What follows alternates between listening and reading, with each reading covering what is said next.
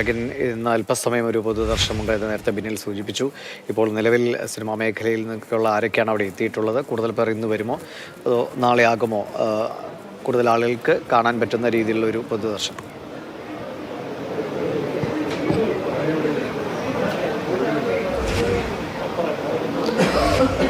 അല്പസമയത്തിനകം തന്നെ കവിയൂർ പൊന്നമ്മയുടെ മൃതദേഹം ഇവിടേക്ക് എത്തിക്കും. ഇവിടെ എല്ലാ സജ്ജീകരണങ്ങളും പൂർത്തിയായിട്ടുണ്ട്. ഫ്രീസർ ഉൾപ്പെടെയുള്ള കാര്യങ്ങൾ എത്തിച്ചിട്ടുണ്ട്.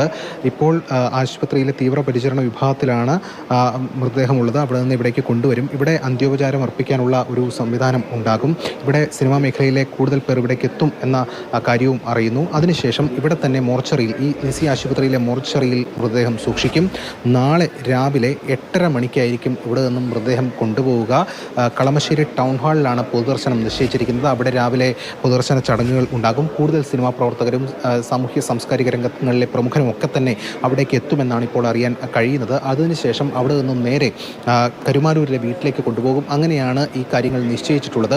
നേരത്തെ സൂചിപ്പിച്ചതുപോലെ മലയാള സിനിമയിലെ ഒരു അമ്മ മുഖമായിരുന്നു കവിയൂർ പൊന്നമ്മ. അത്രത്തോളം ഇഴുകിച്ചേർന്ന, അല്ലെങ്കിൽ അത്രത്തോളം കണക്റ്റ് ഓരോ പ്രേക്ഷകരുമായിട്ടും അവർക്ക് ഉണ്ടായിരുന്നു. ആ ഒരു വാത്സല്യ ചിരി തന്നെ ഏവരെയും സംബന്ധിച്ചിടത്തോളം വളരെ പ്രധാനപ്പെട്ട ഒരു കാര്യവുമായിരുന്നു.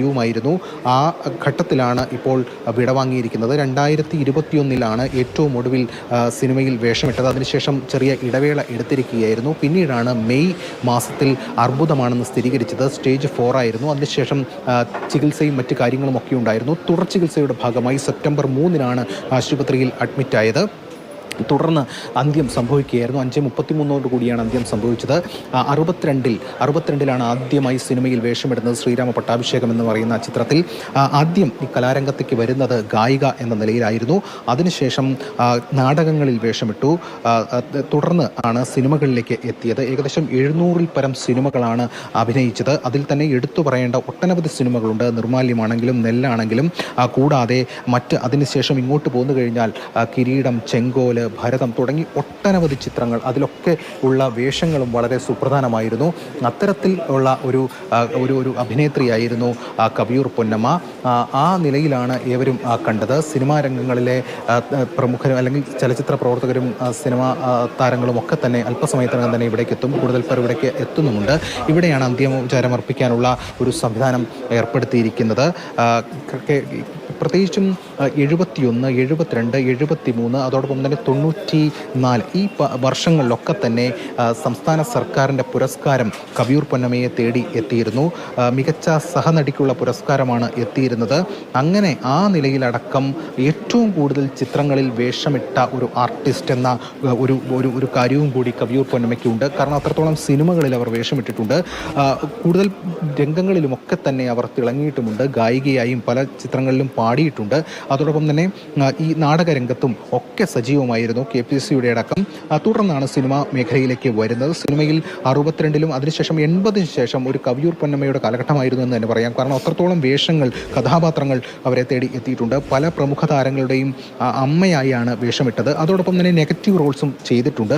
അങ്ങനെ ഒരു ബഹുമുഖ പ്രതിഭയായിരുന്നു കവിയൂർ പൊന്നമ്മ എന്ന് എടുത്തു പറയാം.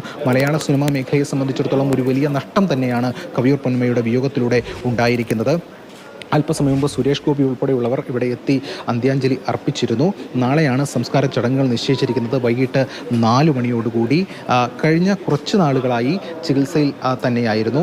മാത്രമല്ല കവിയൂർ പൊന്നമ്മയെക്കുറിച്ച് നമുക്ക് പറയുമ്പോൾ പഴയകാല താരങ്ങൾ, അല്ലെ പഴയ തലമുറയിൽപ്പെട്ട താരങ്ങൾ മാത്രമല്ല പുതുതലമുറയിൽപ്പെട്ട താരങ്ങളുടെ വരെ അമ്മവേഷം കൈകാര്യം ചെയ്തിട്ടുള്ള ഒരു വ്യക്തിത്വമായിരുന്നു കവിയൂർ പൊന്നമ്മയുടേത്. അത്തരത്തിൽ എവരുമായി, കാരണം മലയാള സിനിമാ പ്രേക്ഷകരെ സംബന്ധിച്ചിടത്തോളം അവരുടെ വീട്ടിലെ ഒരു കുടുംബാംഗം, അല്ലെ അവരുടെ അമ്മ എന്ന നിലയിലൊക്കെ തന്നെ കണക്ട് ചെയ്യാൻ കഴിയുന്ന രീതിയിൽ അത്രത്തോളം മുഖങ്ങൾ അവർ സിനിമയിലൂടെ തന്നെ പ്രേക്ഷകരിലേക്ക് സമ്മാനിച്ചിരുന്നു. ആ ഒരു വലിയ അല്പസമയം പൊതുദർശനം ഉണ്ടാകും. തുടർന്ന്